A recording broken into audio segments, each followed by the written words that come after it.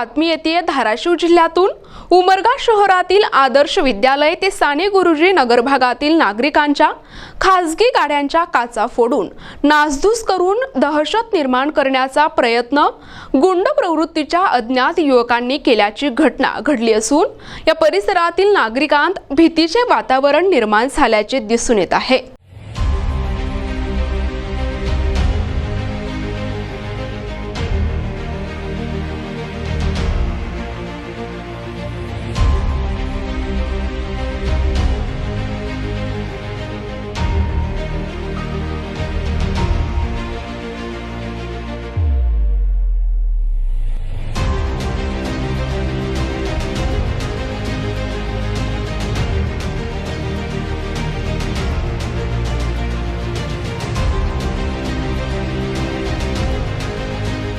यावेळी जवळपास प्रत्येकाच्याच घरासमोरील वाहनांची नासधूस झाल्याचे दिसून आले। या भागातील 20 ते 25 वाहनांच्या काचा फोडून काही घरांवर दगडफेक झाल्याचे देखील येथील नागरिकांनी सांगितले आहे। दिनांक 18 मे रोजीच्या पहाटे 1 वाजल्यापासून 3 वाजेपर्यंत हा प्रकार झाला असावा असे काही नागरिकांनी सांगितले आहे। तर अशा गुंड प्रवृत्तीच्या युवकांच्या मुसक्या आवळून वेळीच यावर आळा घालण्यात यावा अशी मागणी या भागातील नागरिकांनी उमरगा पोलीस निरीक्षक डीपी पारेकर यांची भेट घेऊन विनंती केली आहे। यावेळी पोलीस निरीक्षक पारेकर यांनी लगेचच विशेष पथक या कामी लावले असून संबंधित अज्ञातांना पकडून कारवाई करू असे सर्व नागरिकांना आश्वासन दिले आहे। यावेळी जावेद पटेल, देवाप्पा सूर्यवंशी, आरेल चव्हाण, संजय माने, दगडू बिराजदार, रणजित कटके, आशिष पाटील, ॲडव्होकेट व्यंकट माळी, बालाजी इंगळे आदींसह परिसरातील नागरिक उपस्थित होते। सुमारे 1च्या दरम्यानपासून चालू झालेली घटना ही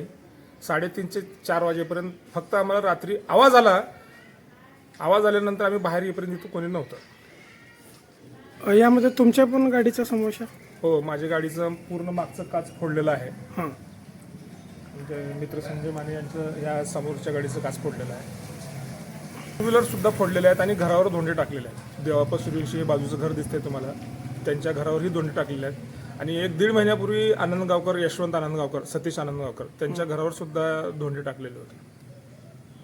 प्रकार आहे हा एक आगळा वेगळा प्रकार दिसून येतोय। म्हणजे प्रत्येकांच्या गाड्यांच्या फक्त काचाच फोडतोय तो व्यक्ती, अज्ञात व्यक्ती। असं म्हणजे सकाळी सरांचा फोन आला मला।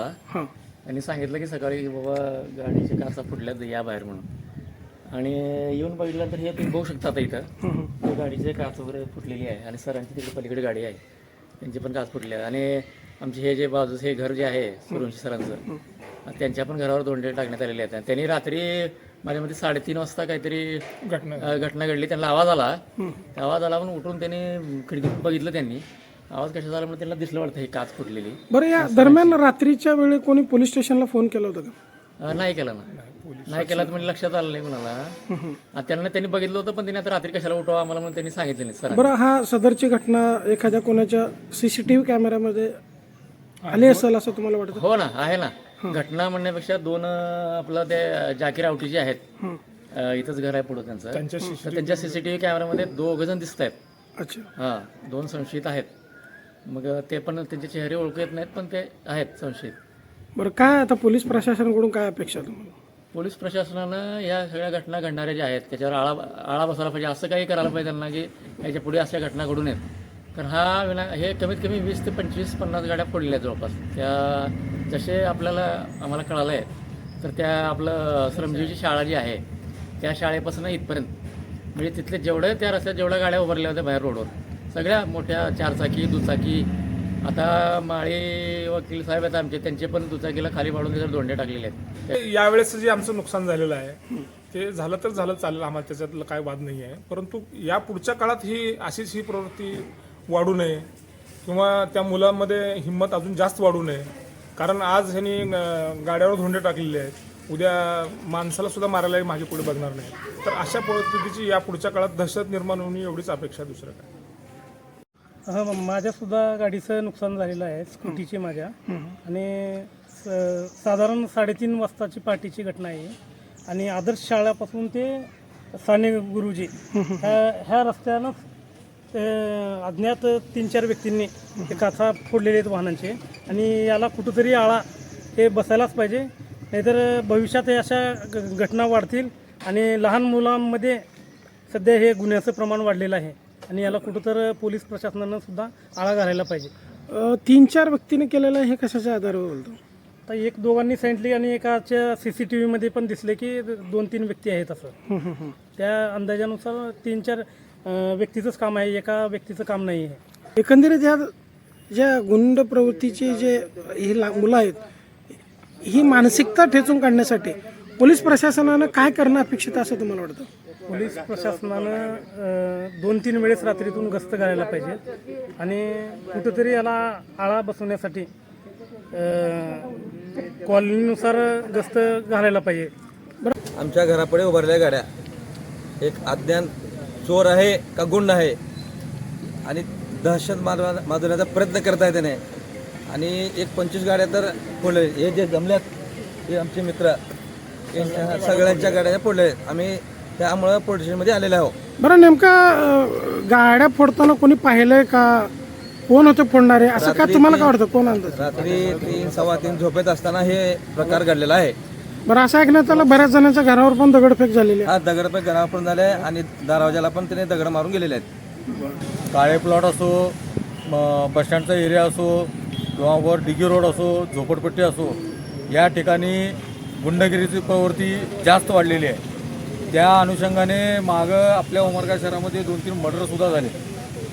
काल रात्री म्हणण्यापेक्षा पहाटे 3-3:30च्या दरम्यान साने गुरुजीनगर आदर्श महाविद्यालयाच्या ह्या परिसरातला भाग, या भागामध्ये बाहेर उभ्या असलेल्या मालकीच्या गाड्या काही अज्ञात व्यक्तींनी की गुंड प्रवृत्तीचे जे व्यक्ती आहेत त्यांनी गाड्याच्या काचा फोडल्यात, काही मोटरसायकली फोडल्यात, काही जणांच्या घरावरती दगडफेक केलेत.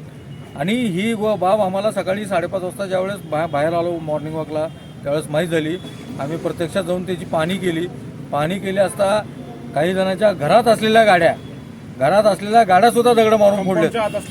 बाहेर उभ्या असलेल्या गाड्याच्या काचा फोडलेत, मोटरसायकली फोडलेत, काही जणांच्या घरावरती दगडफेक केलेत.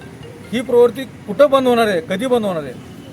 आज रोजी उमरगा शहरात जर वातावरण बघितलं तर तिथे एवढं ढिसूळ वातावरण झालेलं आहे. पोलीस प्रशासनाचं याच्यावरती बिलकुल लक्ष नाही. काय अपेक्षा काय तुम्हाला तर पोलीस प्रशासनाकडून? नाही, पोलीस प्रशासनाने ह्याच्यावरती आळा घालायला पाहिजे. की जेणेकरून ही गुंड प्रवृत्ती जे गुंड लोक आहेत त्यांच्यावरती आळा घालायला पाहिजे, यांना आतमध्ये घालायला पाहिजे. याच्यावरती कुठं तर शासन त्याचं नियोजन करायला पाहिजे. सर्वसामान्य माणसाचं एवढं मोठं नुकसान करणे म्हणजे चुकीचं आहे ना. तिथं निर्माण आहे सर्वसामान्य माणसं जे आता काही माझ्याबरोबर आता इथं आहेत, माझ्या गल्ली प्रभागातले लोक आहेत, काही वकील लोक आहेत, काही शिक्षक आहेत, काही व्यापारी माणसं आहेत. या लोकांना सर्वसामान्य माणसाचं दहशतच आहे ना याच्यावरती.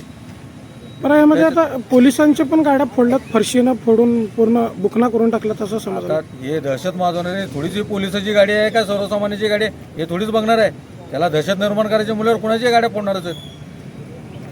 सर्वसामान्य आता पूर्ण गल्लीतल्या बाया सुद्धा घाबरून बसले सगळे, एवढं दहशत निर्माण झाली. प्रतिनिधी सचिन बिद्री, NTV न्यूज मराठी, उमरगा, धाराशिव.